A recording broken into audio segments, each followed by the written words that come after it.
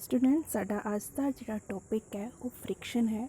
आपां अज के topic which friction, उसकी टाइप्स ते उसका जो फॉर्मूला है वो ड्राइव करांगे।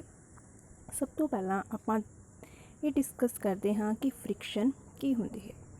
अकॉर्डिंग टू डेफिनेशन जिहड़ी फ्रिक्शन है साडे कोल वो की है कि van ever a body tends to slide on another surface, an opposing force called force of friction come into play। इस डेफिनेशन के अकॉर्डिंग कि जिहड़ा फ्रिक्शन है वो कद प्ले करता है जब दो ऑब्जैक्ट्स है वो आपस दे विच कंटैक्ट विच आंदियां हन तां उन्हां दी जिहड़ी कंटैक्ट सरफेस है उत्थे फोर्स ऑफ फ्रिक्शन लग जाता है। आपां इसनूं जिहड़ी है एग्जाम्पल के नाल समझांगे। सब तो पहला आपां इसकी टाइप देखते हाँ, फिर आपां टाइप्स के विच इसकी एग्जाम्पल डिस्कस करांगे। जिहड़ी साडे कोल फोर्स ऑफ फ्रिक्शन है उसकी जिहड़ी फर्स्ट टाइप है वो स्टैटिक फ्रिक्शन है, सैकेंड स्लाइड फ्रिक्शन ते थर्ड रोलिंग फ्रिक्शन। आपां एक एक जिहड़ी है फ्रिक्शन है उन्होंने डिस्कस करते हाँ। सब तो पहला जिहड़ी है आपां इसके बारे डिस्कस करते हाँ कि हुंदी की है फ्रिक्शन ते ये किस तरह जिहड़ी है सरफेस ते ऑब्जैक्ट दे विच जिहड़ी है प्ले करती है। सब तो पहले साडे कोल है स्टैटिक फ्रिक्शन। स्टैटिक फ्रिक्शन जिस तरह नाम तो ही पता लगता है, स्टैटिक मीनस रेस्ट। जदों ऑब्जैक्ट रेस्ट ते हुंदी है तद ये जिहड़ा फोर्स है वो जिहड़ा है फ्रिक्शन वाला फोर्स है वो अप्लाई हुंदा है। साडे कोल फर्स्ट केस जिहड़ा है स्टैटिक फ्रिक्शन दे विच साडे कोल ये सरफेस है तो इसते एक ऑब्जैक्ट जिहड़ी है वो पई है, ठीक है, तो इत्थे कोई मोशन नहीं है, ठीक। तो की हुंदा है जदों कोई ऑब्जैक्ट किसी सरफेस ते पई है तो उसका जिहड़ा वेट है mg वो डाउनवर्ड लगता है। तो आपां न्यूटन का थर्ड लॉ कीता है कि हर एक्शन दे लई इत्थे जिहड़ा है रिएक्शन हुंदा है तो डाउनवर्ड साडे कोल एक्शन है, ठीक है। इस दे लई अपवर्ड एक फोर्स लगेगा जिसनूं आपां नॉर्मल फोर्स कहंदे हां, ठीक है। तो साडे कोल जे आपां देखिए तो जिहड़ी फ्रिक्शन की डायरैक्शन है साडे कोल इस साइड शो हुंदी है, ठीक है। तो ये साडे कोल स्टैटिक फ्रिक्शन है क्योंकि जिहड़ी ऑब्जैक्ट है नॉर्मल पोजीशन जिहड़ी है रेस्ट की पोजीशन उत्ते है, ठीक है। आपां दूसरा जिहड़ा साडे कोल केस है जिहड़ा फ्रिक्शन दा वो स्लाइड फ्रिक्शन है। इस फ्रिक्शन दे विच जिहड़ी ऑब्जैक्ट है वो मोशन दे विच है, ठीक है। जिहड़ी ऑब्जैक्ट है वो मोशन दे विच क्यों है क्योंकि इस उत्ते कोई एक्सटर्नल फोर्स जिहड़ा है वो लग रहा, ठीक।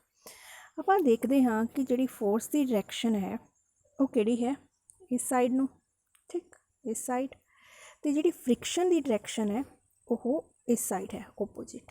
हमेशा साडे कोल जिहड़ा है फोर्स ते फ्रिक्शन दोनों की डायरैक्शन जिहड़ी है अलग अलग होवेगी, ठीक है।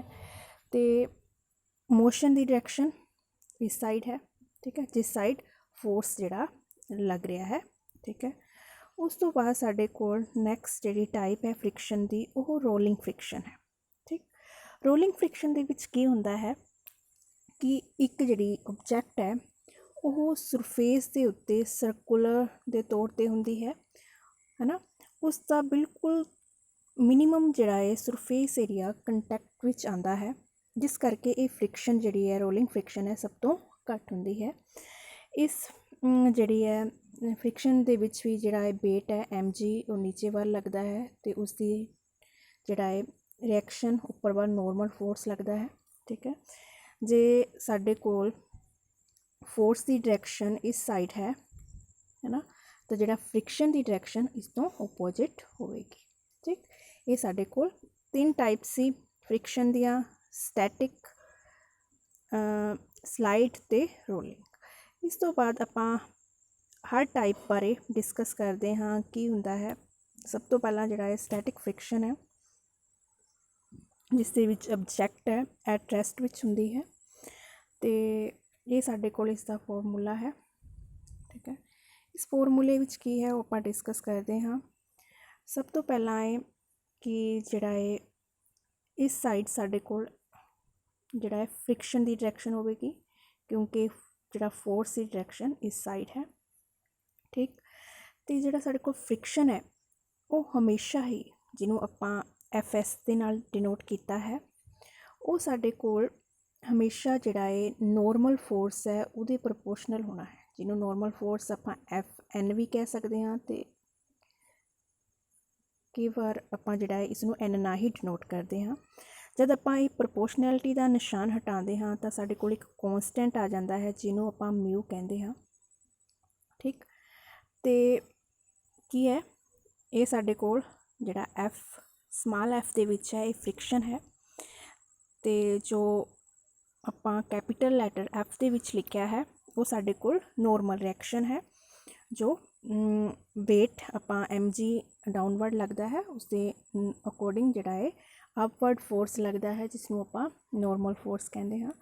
तो ये साडे कोल mu s coefficient of static friction आ जाता है।